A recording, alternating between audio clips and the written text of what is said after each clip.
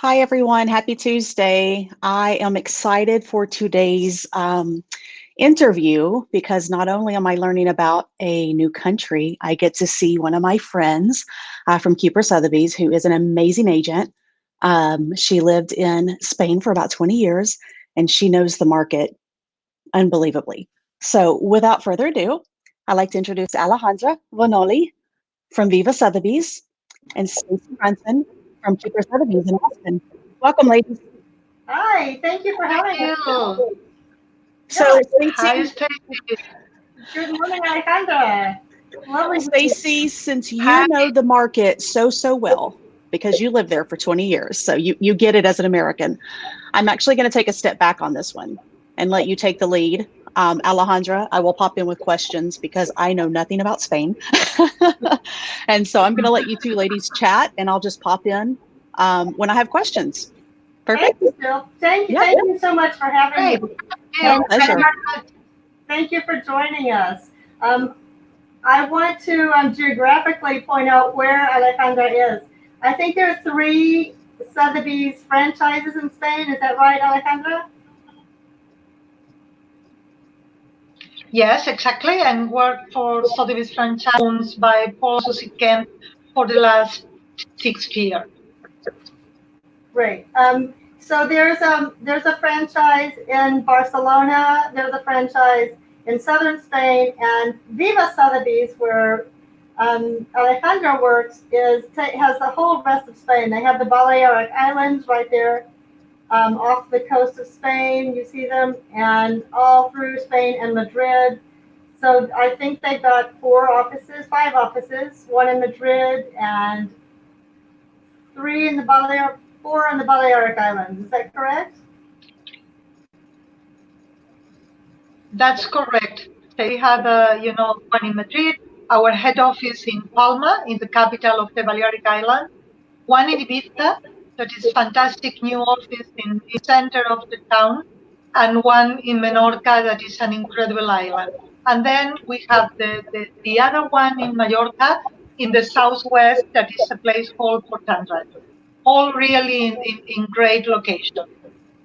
Well, I've been in the Port d'Andre's office, and it is probably the most beautiful place I've ever been in the entire world. It is gorgeous there, and the Balearic Islands are stunning. They are stunning. They're world class. So it is an amazing place, really. It is beautiful.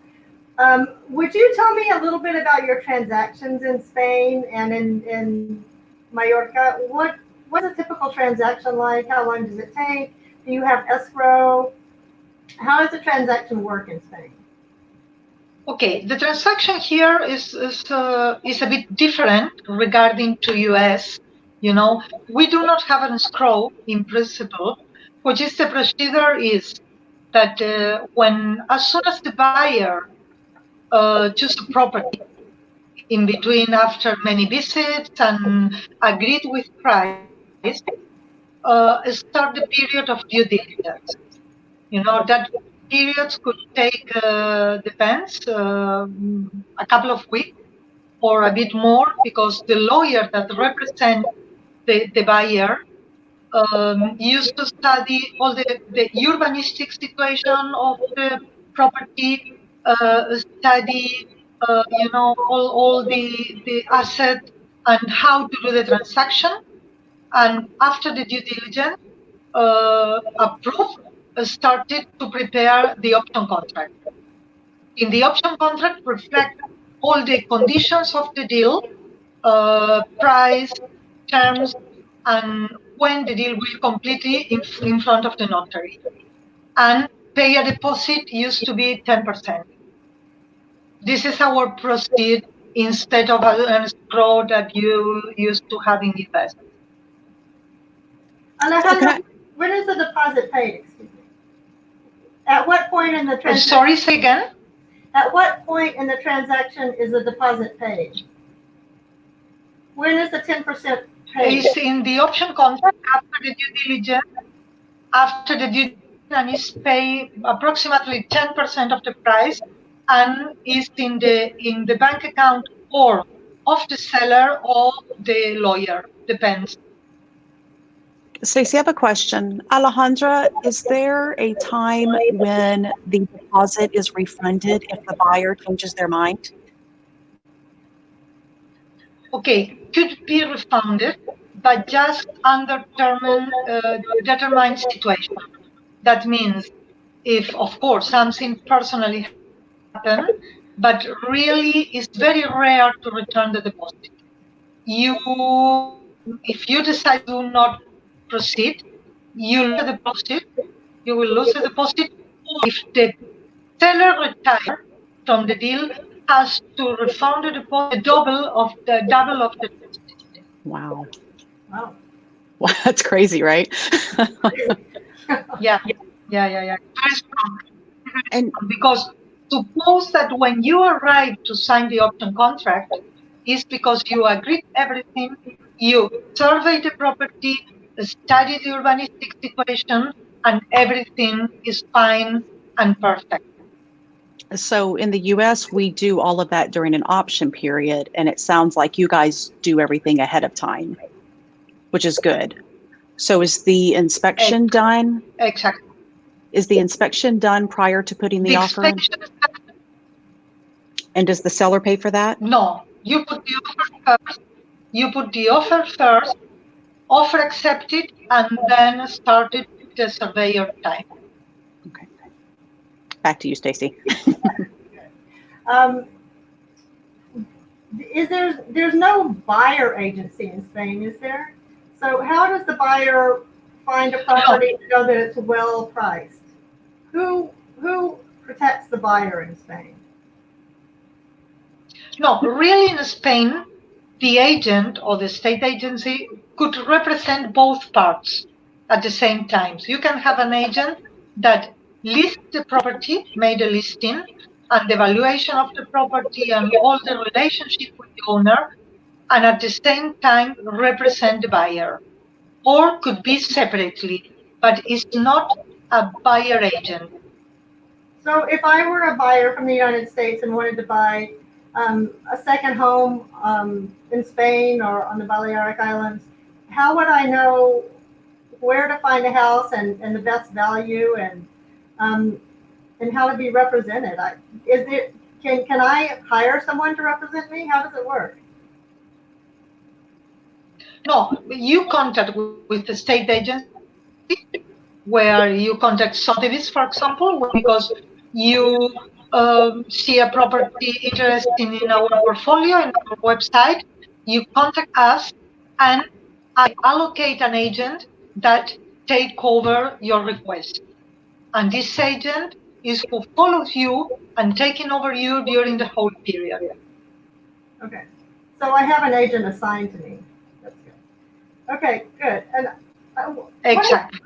to ask you a little bit about your market. What is your market like in Spain in general and in the Balearic Islands?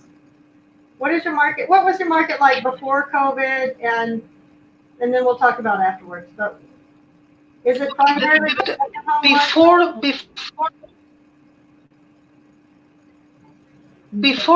pandemic, the market was okay. After the big crisis in 2008, we really increased a lot the sales, and the market was very, in general, I am talking just for Madrid and for Balearics as well. And really, our main buyers were foreigners. 90% of our transactions were foreigners and second home. And really was very good, especially for Germans, Swiss, Brit, Dutch clients. Depends really from each territory. The three islands are very close, you know, Stacy, because you live in Spain. But really, the nationalities are very different in the different islands. For example, for Mallorca, the typical buyer is German, Swiss, clients from Sweden. In Ibiza, typical Dutch, Brit, and in Menorca, French clients, and from Belgium as well. You know, it's very different. It's funny because it's very close territory, but it's different. Well, each island has its own personality. Is that correct? How would you characterize the personalities of Mallorca, Menorca, and Ibiza?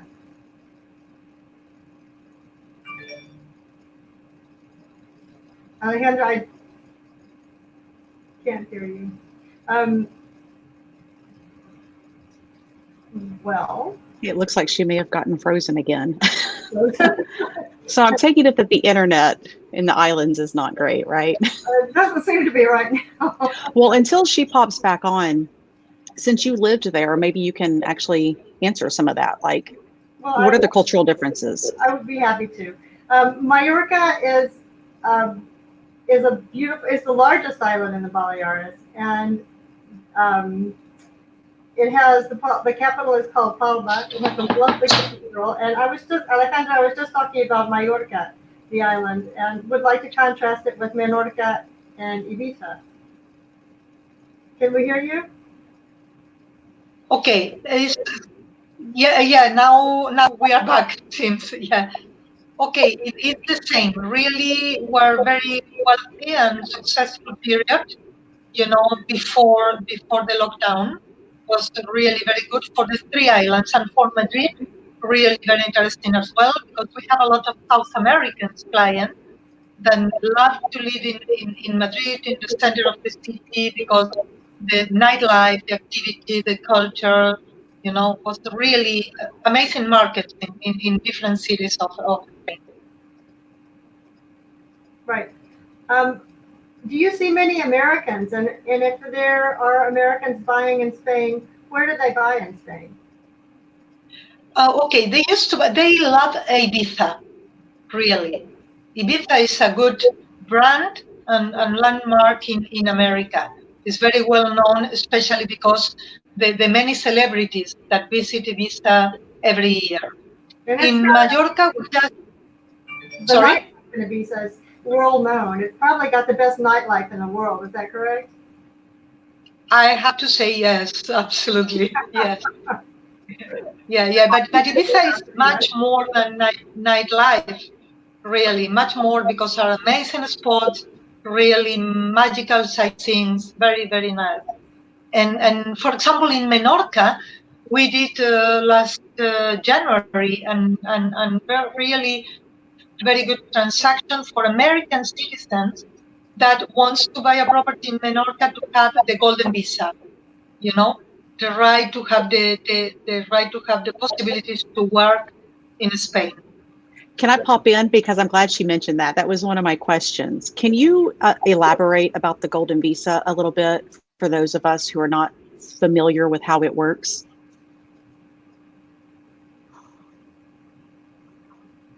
Did we lose her again? I think we did. Oh no, that's the one thing I was excited to ask. So for those of you who don't know, from what I understand, and when Alejandra comes back on, maybe she can elaborate further, but I believe the Golden Visa, if you purchase a home in certain countries, I know it's Spain, Greece, Portugal, I forget the others, at a certain price limit, you're actually given a EU, as it were, Golden Visa, which allows you to live and work in the EU. So for someone like me who's, ultimately trying to get to the EU, it wouldn't be bad to buy a property in Spain to have that accessibility to and from Europe. That's right, Jill. And I think the price is about 600,000 euros at this moment. Oh, wow. In Spain? Uh-huh. Yeah. Wow. That's doable. It would be a lovely property. Yeah. Right. Especially in Mallorca. Yeah, Mallorca, right on the coast. That would be good. Right. So if you want to fill in with what she was saying, since we've lost her temporarily, I'll let you take over the discussing again more about the culture. Oh, absolutely. Mallorca is an ancient civilization, and it's got a beautiful old quarter right on the sea. It reflects into the water. I don't know. You might have a picture of that. And it's got world famous sports figures. I don't know if y'all know, but I am a tennis buff. And Rafael Nadal is from Mallorca, and he has a tennis academy there, which Alejandra has promised to take me to next time I'm there, and y'all might be able to twist her arm. I know. If you like tennis, it's the place to be. And Mallorca is also a big yachting destination. The Balearic Islands are in general, and people from all over Europe and all over the world come and play and race in Mallorca every summer. And I believe, and we'll ask Alejandra this, that Sotheby's actually is one of the promoters of that yacht race. Oh. Yeah. And then And there's a golf tournament every year. I was going to say the golf tournament, right? And I think that Sotheby's sponsors that too, with renowned athletes, not just golfers, but tennis players. Rafael is there too, from all over the world come and play golf in this golf tournament. Alejandra, you're back. I'm back. I don't know what happened. My connection is perfect. I could not identify any problem. I'm so sorry, honestly. That's fine. We were talking about the golf tournament. Does Sotheby's sponsor the golf tournament that happens in Mallorca every year? Yes, since 3-4 years, we sponsor the Rafa Nadal Center, and we sponsor many activities in the center. We sponsor an urban race. We sponsor the golf tournament. Really, it is amazing activity because it is an honor for us to be part of the Rafa Nadal Center, and it's very good for all of us. Really, it's very, very exciting. Great. That sounds fun. So I've invited everyone to go to the Rafael Nadal Center with you while you were gone. So if you have lots of visitors, that's why. Alejandra, I don't know if you can see the comments, but Adrian Small was asking on your thoughts on, is it Soto Grande?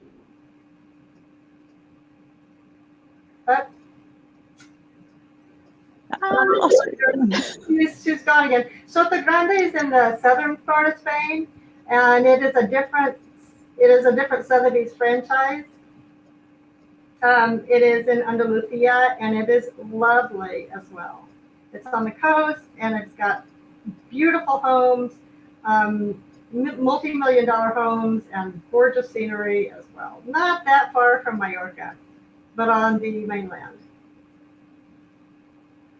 So, let's see.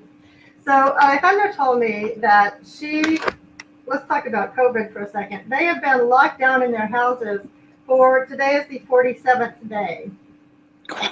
They can't go on the street. They can't take a walk. They can't get a breath of fresh air.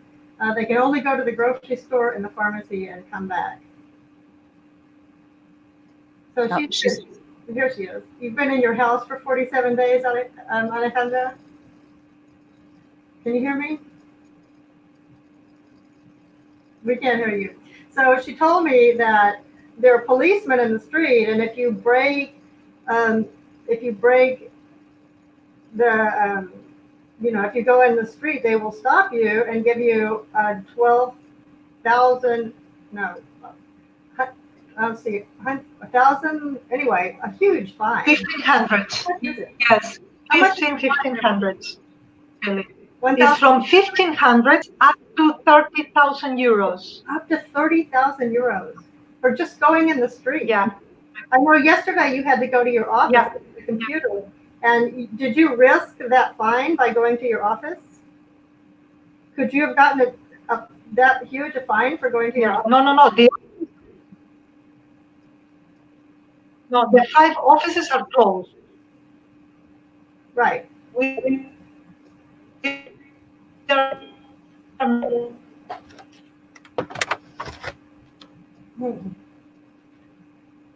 Well, are you there, Stacy? I'm here. You were getting a little crossways too, so I think we have some kind of connectivity issues. Yeah. Oh, that's too bad. It looks like Alejandra's frozen. Anyway, so Adrian again popped in and said that Madrid let the kids out as of yesterday. So I bet the parents were excited.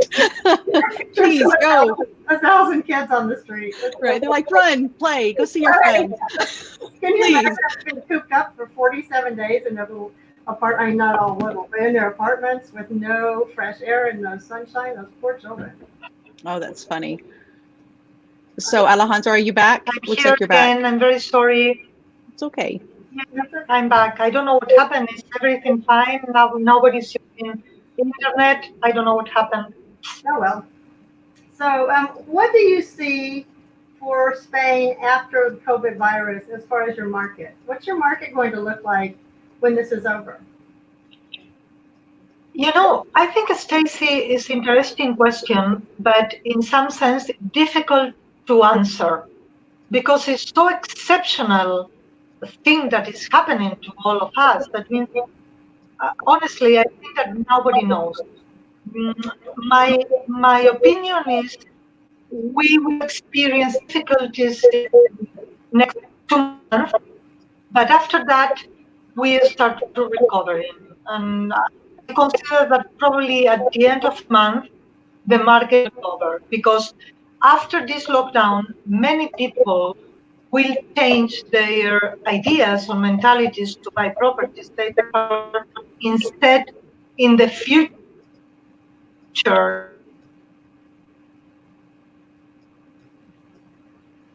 Oh, we lost you again, Alejandra. It seems like the second home market's going to do well after the virus.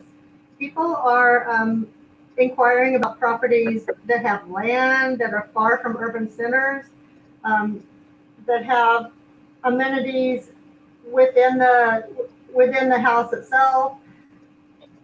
Stacy, I'm hearing that from friends as well that are either Americans who are looking to leave the US for a little bit in case this happens again, and they're looking for places in Spain. Actually, Spain and Portugal have come up quite often because they want the land. They want to be able to not be stuck in an apartment, right? They want to be able to get out and run and have some type of life.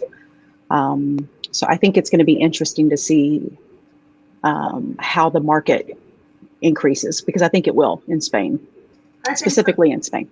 Yeah, the second home market I think will do really well. I think the domestic market might take a bit of a hit, which might make prices better for second homes. It might be a win-win all the way for second home buyers in Spain. Well, so do you know much about the tax implications for Americans? I know I'm throwing this on you out of nowhere. Like I didn't prep you for this at all.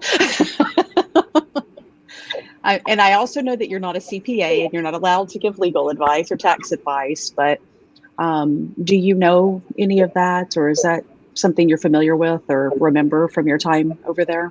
Well, from my time over there, I don't remember it, but I know that if you're an American citizen, you're going to have to pay U.S. taxes. If you're an American resident, you have to pay American taxes. So I don't think that the tax structure is going to vary much for most people. Right. I'm here again. Oh, sorry. This is absolutely a disaster. It's okay. It makes it more interesting. Stacy and I get to, just That's talk right. about random things. It's great. Speculate on things.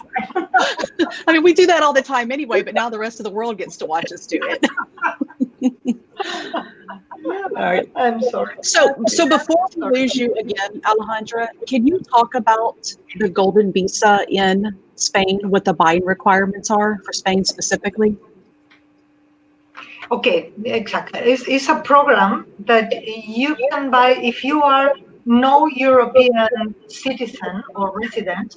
You can buy a property for a minimum of 500,000 euros, and you have the right to have residence in Spain that allowed you to move into Europe with all the freedom, you know. And exactly after to buy the property, you can have the right to be a resident in Spain. And the minimum investment is 500,000 euros. And that's forever, is that correct? It's not. Okay, at the beginning, no, it's not forever. At the beginning, it's for 2 years, and then you can apply to renewal or continue with that. Is there a second investment after 2 years? You have to invest more? You can invest more, yes, of course. But do you have to maintain your residence?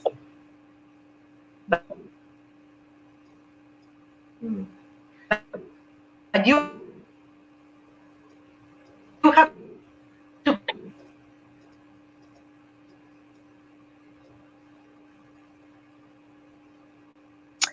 You know what we could try to do? Our lovely Daraj popped on and said maybe if we just do audio with Alejandra instead of video, it may work better. Oh, you're back again. I see you. Alejandra, can you hear us? No, I think it would be Again. Yeah. You're back? Yes, I'm back. Good. I'm not touching anything because it seems like when I touch things, it messes up. So no. I'm just. Me either, I promise. Me either. Okay, good. So would you continue telling us about the golden visa? What happens after 2 years, the first 2 years? No, she's gone. You have to apply to continue the residency, you know. Is that just an administrative? Could be, I am see a message from Maro Violante that could be a commercial property as well, not only residential. Could be, the point is to make an investment in Spain through the property market. It could be residential or commercial. Good. That's an interesting topic for all of us. Yeah. It's very interesting to promote, you know, to capture residency and to really affect in the property market in a good way. That's great. Good. Well, I would like to know in the future about some listings that you have. If you wouldn't mind posting them to our notes later, I'd love to see your gorgeous listings sitting on hillsides above the Mediterranean. Would you post some for us, Alejandra, so we can see what properties you represent? Yep. I'll ask her to do that. I bet we can reach out to her, yes, after and see, because I know that they have some phenomenal properties. I was going through their website, stalking a little bit yesterday. Yes. Trying to plan which one I wanted to live in. I know, aren't they beautiful? Well, so what else should an American know who's thinking about purchasing in Spain? You actually, if I'm thinking correctly, you work with someone, right, that does a whole program that helps Americans? I do. I work with some attorneys who help foreigners buy property in Spain, and I would love to have them on this program sometime so they can tell us all the ins and outs of how to do it properly, how to do the golden visa, what happens after 2 years if you have to reinvest or not, and how to buy property, whose name to put it in, and many things that I haven't thought of because I'm not an attorney. No, that's amazing though. Yeah, and so there are some ways to do it that are really advantageous. So basically every step of the process, they can walk you through it, hold your hand, and make sure that you're taken care of. And it's important to start doing it right, to take all the steps in the right order. So do you know if in Spain, do they have to have license or are they all licensed, or is it just the brokers? Do you happen to know what the requirements are? You don't have to be licensed in Spain to be a realtor. Interesting. Yeah. So that's why it's incredibly important to work with a Sotheby's or a brand that you know, so you ensure that the person you're working with is on the up and up, for lack of a better way of saying that. Yeah, that's correct. I think in many parts of the world, working with a Sotheby's agent is a real guarantee that they're going to have correct, good treatment and get the best deal possible. Good to see your face again. Yeah, I completely agree. Good. How many agents do you have, Alejandra, in Spain? Okay, we have in total around 22 agents in the 5 offices. Mm-hmm. And how many of those Pardon? We can't hear you. So they have. Could you say again, please? We in between the 5 offices, we have in between 22 agents. Mm-hmm. And there was something interesting you were telling me yesterday that the agents are actually employees and have a base salary and have commissions on top of that. So this must make it difficult for you in these times of COVID where agents aren't allowed to work at all.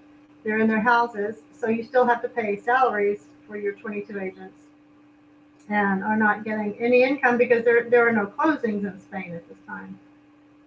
So I think that Sotheby's in some countries is having a little bit of a crisis due to the restrictions and their ongoing expenses. And I don't think, Maybe it would be a good business for us to set up some great Wi-Fi towers on the islands. that's a good idea. We could probably make a killing on that, right? I mean, it's hard. You're on an island in the middle of the sea, right? It's like Yeah. you can only get so much out of your internet at that point. I was talking, I think I told you, to Jacques from French Polynesia yesterday. And it was the same thing. I said, how's the Wi-Fi on the island? He said, apparently it's terrible. Because it's the same in and out. So I guess we can wrap it. Would love to know what other information that you could share, because you really do know a lot about this. That's why I brought you on. I wanted you to be able to speak from your experiences living there. You're born and bred in Texas. You spent your time in Spain, and then you came back to our beautiful city. But because I know you personally, I know that your heart is in Spain. And right. I'm not sure. My heart seems to be divided. Austin's the best place to live in the entire world. Of course. Spain's the second best place. Yeah. So if you can't live in Austin or for some reason don't want to, go to Spain and check it out. The gastronomy is amazing. The nightlife is beautiful. The countryside in every single part of Spain is very different and amazingly gorgeous. The colors, the light is incredible. It's got artists. It's got, I don't know, 10,000 years of civilization. Wow. It was a Roman colony. And the people are wonderful. The people are fabulous and they're gorgeous. And the lifestyle is very fun. It's very walkable. It's a great place to live. The people are friendly. Your grocers and the pharmacists. The dry cleaners. People on the street say hello. It's just amazing. And they're very welcoming of other cultures too, right? They are. Tourism has been a big. Do not forget food and wine, Stacy, that are excellent things in Spain. Oh, Alejandra, so I can't hear you.